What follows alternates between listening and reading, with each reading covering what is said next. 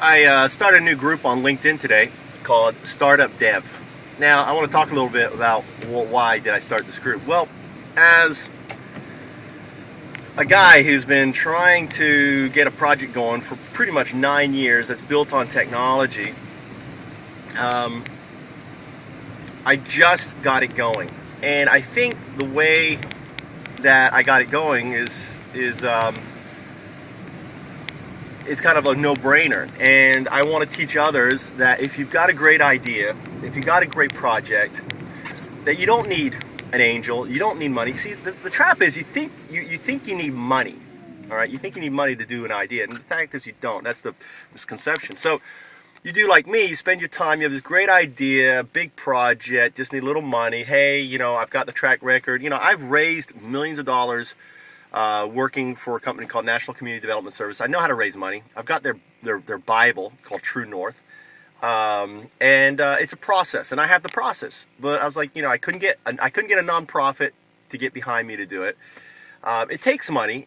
For me to raise money, I need to basically quit my job, go to India, spend a month doing a feasibility, and then 6 to 8 months raising the money. Now, how do I do that if I'm not having any money coming in? So it's kind of a catch-22. So I met a guy called Joel, and Joel is a really cool dude. He's the chief technology officer and founder of My One Page. And Joel and I mean, we hit it off. We took a liking to me. I took a liking to him. He's like a younger brother to me now. And, and he enjoys watching my videos. But, after a while, he's like, dude, man, all you do is talk. And you probably heard this. I've said this many times. All you do is talk.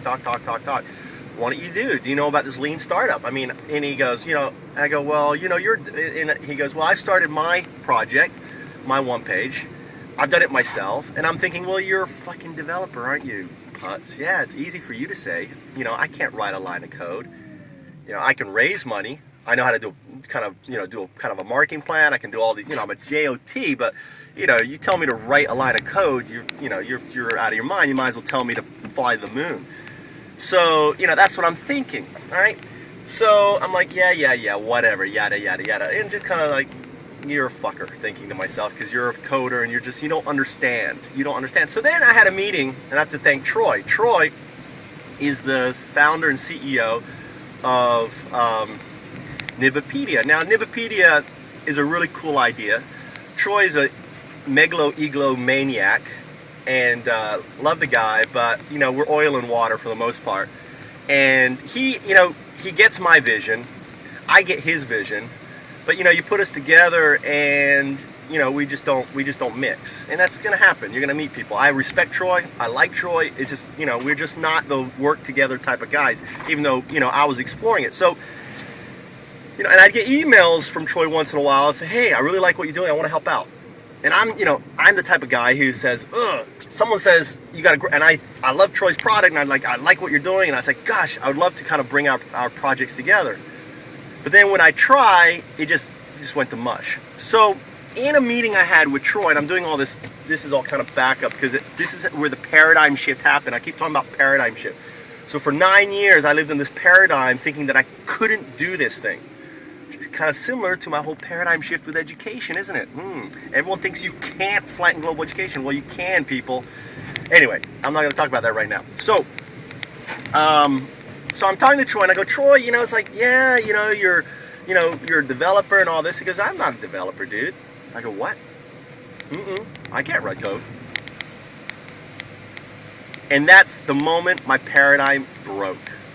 That's the moment I kind of saw the aha moment. That's the moment that I friggin' the wall that was keeping me back crumbled. That was the moment that set me free. Thanks, Troy. And I'm going to always tell that story. So from that on, what I did was I leveraged my connections. I leveraged my organization, Eduit. If you go to my organization, I look like a guy that has his shit together, even though I sound like a guy who is just a good old, just a down-to-earth guy, which I am. Whoop, here's a police car. I gotta hold this phone down because it's illegal. So, I love police in Japan because they have their lights on going around. It's like they have their lights on. It's like, hey, look at me. I'm looking at the police car right now. Hey, look at me. Is he turning around? No. I'm a police car. I'm letting you know I'm coming. You gotta love that. In America, they're sneaky little, and they hide and they try to get you. In Japan, they're like, hey, just, I'm gonna put my lights on just to remind you to calm down. Don't talk on the phone. Blah, yada yada yada. So back to the story. Where was I?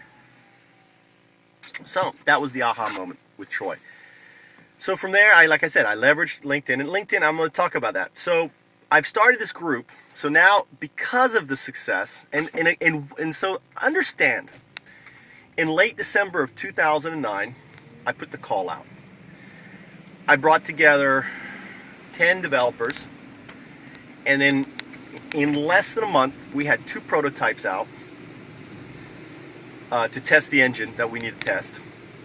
And and then within the end, by the 1 month, we had UIs done and concepts done, and now we're coding it. And by February, we'll have our product up. So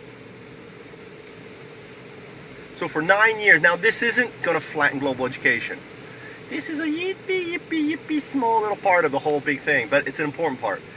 So it's a part that I've been harping on a lot, dealing with the aggregation of multimedia content, which is going to be needed to flatten global education. So this is a very important little part. And we'll see how it goes. Hopefully it's going to be a big success and people will jump on, and maybe if it makes money, I can then take that money and pour it into the big vision, if it makes money. But if it doesn't, we're working on the IT, the IP, the intellectual property, that's going to be used, that's going to be needed in the future. So it's a win-win. Whether it makes money, whether it's a fail, whether it's whatever, it's going to show, it's going to show your potential angels. It's going to show folks, hey, this guy can start pulling an idea together, and that's the main thing if you're doing a startup. So, startup dev, Change the World group is going to be a highly scrutinized group. I'm going to be more inclined to reject you than approve you. I'm just going to say right now, and all of your information is coming to me. Now, I'm not a VC guy. I'm not an angel guy. I don't give a F about what your idea is. I'm not going to go tell the world about it. There's no, what's the word? You don't need to be fearful to if you're going to tell me what you want to do. Because, ultimately, I know what it's like to be you, and I want to help you. So the purpose of this group is I want to screen, I want to get the right sort of people, the right sort of mix in here. I don't want VC guys. I don't want angel, guys in here. It's not about that. It's about getting your project going. Okay, that's what it's about. It's about me helping you, and I'm bringing on Joel. I already told Joel, so Joel's already a member of the group. So you get to meet a guy who is one of the foremost authorities in my mind of lean startups. He's taught me everything I know. He's accessible to you. I'm going to have him make his posts, everything he's doing on his blog. We're going to get that up there so you can learn this whole concept of lean startups. So we're not going to keep this to ourselves. And we can, and hopefully the information and I'm coming from the side of not knowing anything. Joel's coming from the side of knowing everything. So maybe the synergy together, we can help you. And we can help you get your brilliant idea that no one else can see because it's a paradigm shift and everyone is blind to it happening.